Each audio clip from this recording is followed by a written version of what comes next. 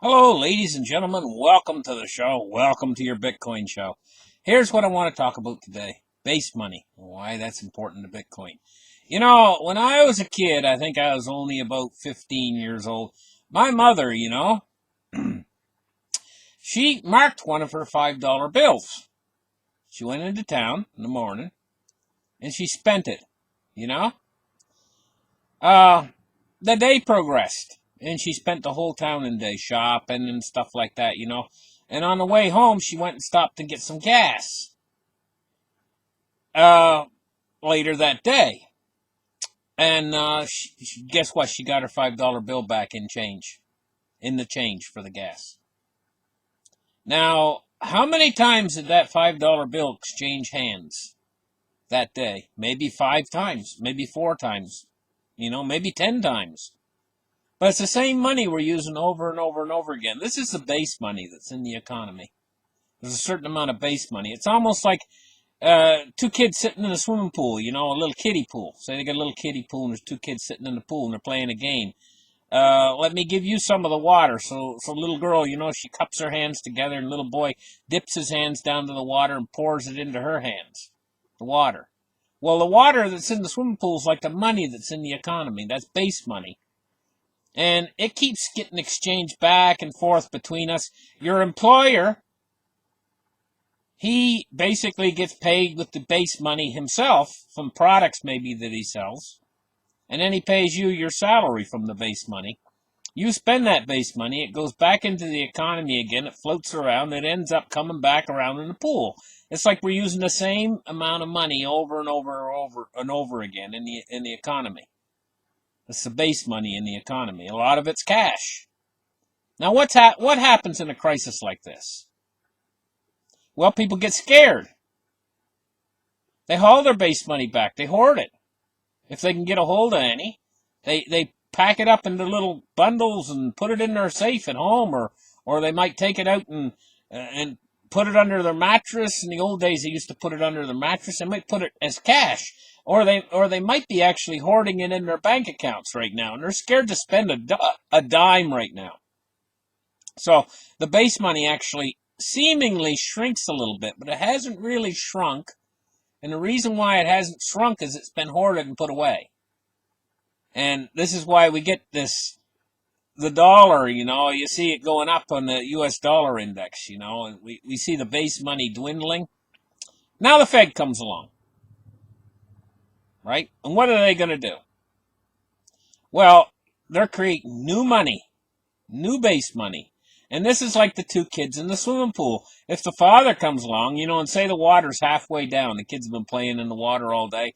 The father comes along, puts a garden hose in the side of the pool and turns it on while the kids are in the pool, That's new fresh water coming into the pool.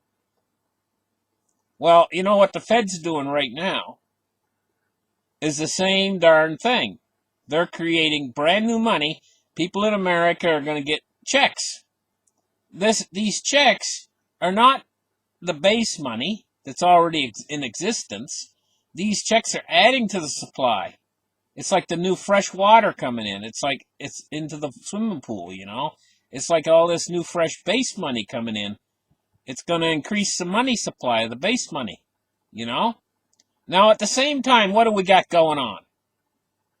We got a shortage of goods all across the United States because people aren't working. They're not creating goods all the way across the board. And as much as they want to keep the farmers and everything going during this crisis and everything, you're going to have farmers that are going to get sick. And fields are not going to get harvested because the farmers might all be sick. They're not running their tractors or whatever, all the way across supply chains, not just food, but all these other products and everything that we've come to rely upon are going to get to be in short supply. Everything's going to get to be in short supply because people just aren't working. There's no real productivity. Same way in China. China is one of the biggest producers of products in the world. And they're basically, people say, well, they've stopped the virus. They've come back into action again. We see smoke in the smokestacks over China again, Yeah, but they're only running at about 1/3 capacity of what they were running at, And so we're going to see shortage of goods coming from China. We're going to see shortage of goods all over the world, goods and products, along with food supplies and everything else you can possibly think of. Toilet paper, toothbrushes, everything right down to toothpaste. You're going to see short supply. What happens when products go into short supply? Well, the price goes up, obviously. The only thing that the price hasn't been going up lately on is oil, gold, silver, and cryptocurrencies. Commodities. Cryptocurrencies are more like a commodity than they are an actual currency.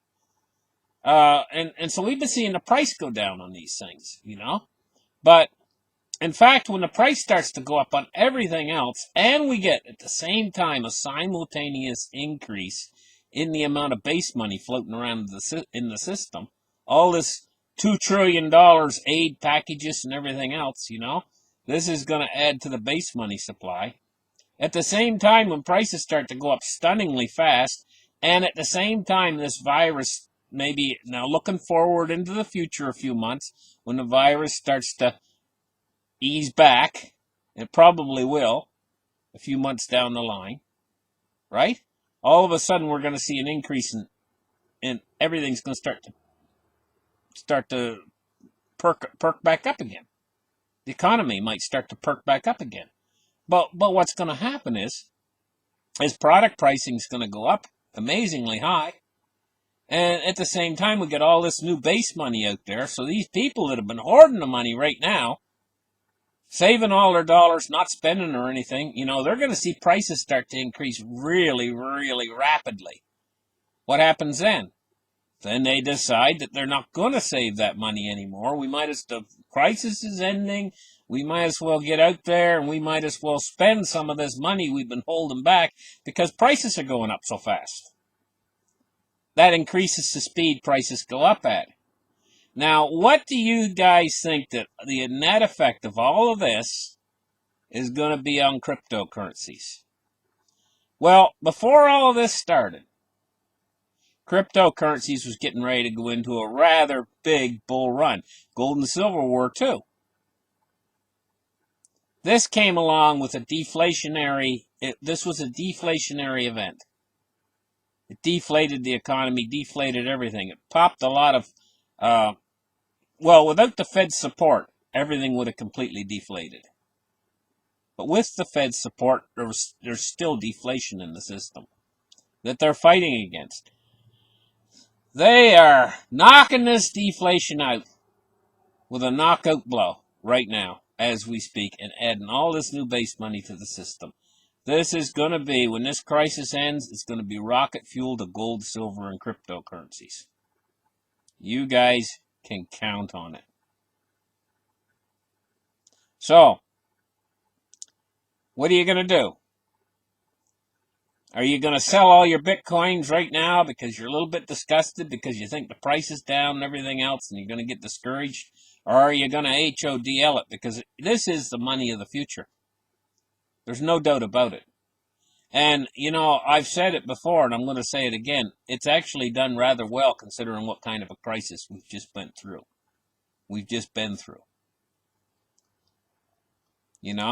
And my personal opinion is you only take a loss on something if you sell it when it's down at the bottom.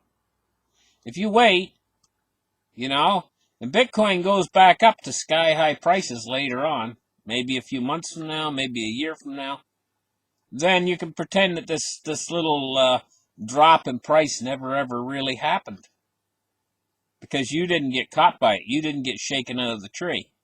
You hung firm right through. So this has been an update on what's going on right now. It's going to get a little bit worse before it gets better.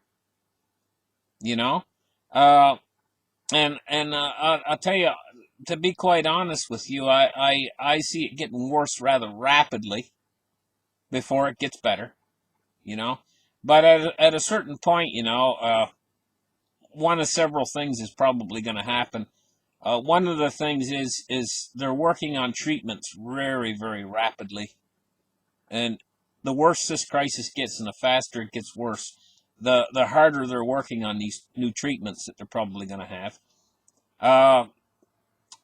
And, I'm going to tell you guys what, I see a limited future for what this virus is actually doing in the world, it's a pandemic, yes, but it's a very rapidly moving pandemic. It's not like some of these influenza pandemics took 2 years and stuff like that. I don't see that happening with this, because this is so much more contagious and it's moving so much more rapidly. It's moving probably 10 times as fast as an influenza pandemic. Like going back, 1968, we had an influenza pandemic, and a lot of people forget about that. It's called the Hong Kong flu, and it killed a lot of people. It was a similar type of, like, it's damage that it did to the world. It killed 1 million people. You know. So, but it took it quite a bit longer, because it has an R naught value of 1.35 roughly, the influenza. Now the R naught value, I've heard it all over the place. I'm going to quote some of the numbers that I've heard. I've heard 1.8, I've heard 2, I've heard 2.2, I've heard 3.3, I've heard 3.8, I've heard 4.2, and I have heard 6.7.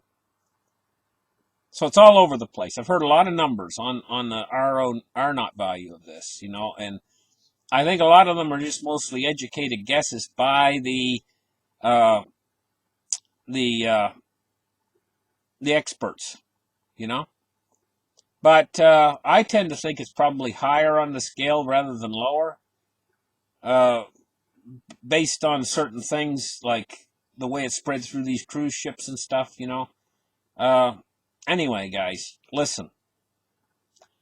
What I would say is it's probably best to hang on. Yes, it might go lower, and things might get a bit worse, and things might go lower. That's an opportunity to buy. You're looking at something that is in the future going to be money, and it's the best kind of money because there's no counterparty risk involved, you know. And we've probably already seen at least halfway or 2/3 of the price decreases already. They've already happened, you know, and now we're probably getting down to where if we do get price increases, they probably won't be as big as the initial price. Price decrease. There's the initial price decrease that we've already went through. If we do get more, it probably won't be as big as what we've already been through. If you've weathered through it this far, you might as well weather through and wait until it starts to go back up again, on the other side of this, and you might be amazed at how high it all goes. Especially being as the Federal Reserve is pumping the money out like there's no tomorrow, and they're going to pump it out even worse, I think, in the very near future when the disease gets worse. So listen, thank you guys for listening. Like and subscribe, and we'll catch you guys in the next show. Bye-bye.